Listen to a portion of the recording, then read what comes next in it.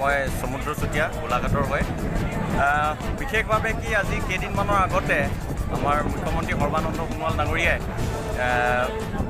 যোৱা এই মাহৰ 12 তাৰিখে ট্ৰেইন আছিল বুলি কৈছিল।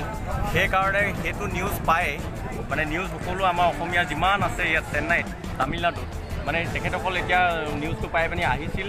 গতিকে এতিয়া ইয়াত কৈছে এতিয়া ট্ৰেইন নাই। অসমততো 12 তাৰিখে আমাৰ অসমৰ ট্ৰেইন যোৱা নাই, 11 তাৰিখে যোৱা নাই, 13 তাৰিখে যোৱা নাই। আমি আকৌ ইয়াতে আছোঁহি। এতিয়া আমাৰ বহুতৰ ল'ৰা চালাৰী হোৱা নাই, দৰমহা হোৱা নাই।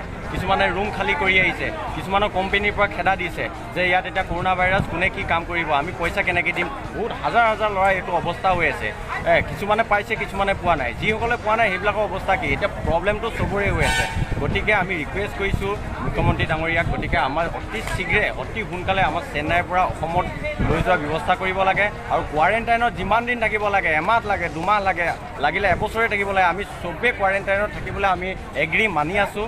আৰু মুঠতে ইয়াত এতিয়া কিবা খোৱা পইচা দিব লাগে, গা ধোৱা পইচা, খোৱা পানী, চবৰে পইচা, ৰুমৰ পইচা, চব পইচা। আৰু যদি পইচা যদি নাথাকে তেতিয়াহ'লে এই আমাৰ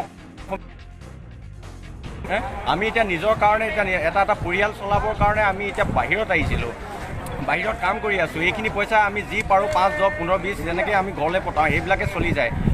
আপোনালোকেতো কোম্পানী এটা অসমত খুলি দিব নোৱাৰিলেই। আমাৰ এতিয়া চেন্নাইত যিখিনি কষ্ট কৰি আছে, তামিলনাডুত যিখিনি কষ্ট কৰি আছে, সেইখিনিকতো আপোনালোকে অসমলৈ লৈ যাব পাৰে। এতিয়া মিজোৰামো গৈছে, ত্ৰিপুৰা গৈছে, অৰুণাচলৰ, মেঘালয়, বহুত ট্ৰেইন গৈছে। কিন্তু আমাৰ অসমৰ ট্ৰেইন কিয় যোৱা নাই? অসমৰ ট্ৰেইনটো আপোনালোকে পঠাই দিব লাগে। আপোনালোকে অসম চৰকাৰে যিমান সোনকালে পাৰে আমাৰ অসমীয়া ল'ৰাবিলাকক লৈ যাব লাগে। একেই তেজৰ মানুহ, একেই অসমীয়া মানুহ। গতিকে আপোনালোকে কিবা এটা ব্যৱস্থা কৰক অতি শীঘ্ৰে, সেইটোৱে মই ক'ব বিচাৰিছোঁ। ইয়াতেতো এতিয়া কোনো ধৰণৰ হোটেল বা দোকান কোনো ধৰণৰ খোৱা নাই। আপোনালোকে এই 3 দিনে কি খাই আছে বা কেনেকৈ আছে? কিছুমানে এসাঁজ পাইছে, কিছুমানেতো নোখোৱাকৈ আছে। ইয়াত হাজাৰ হাজাৰ ল'ৰা ল'ৰা আহিয়ে আছে। আপোনালোকে ক'ৰ পৰা আহিলে?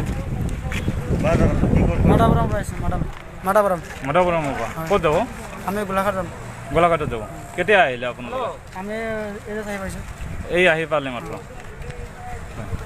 এয়া চাওক, আপোনালোকে দেখি আছে যে শ শ ল'ৰা এতিয়া অসম ভৱনলৈকে আহি আছে। অসম চৰকাৰে কোনো ধৰণৰ ব্যৱস্থা গ্ৰহণ কৰা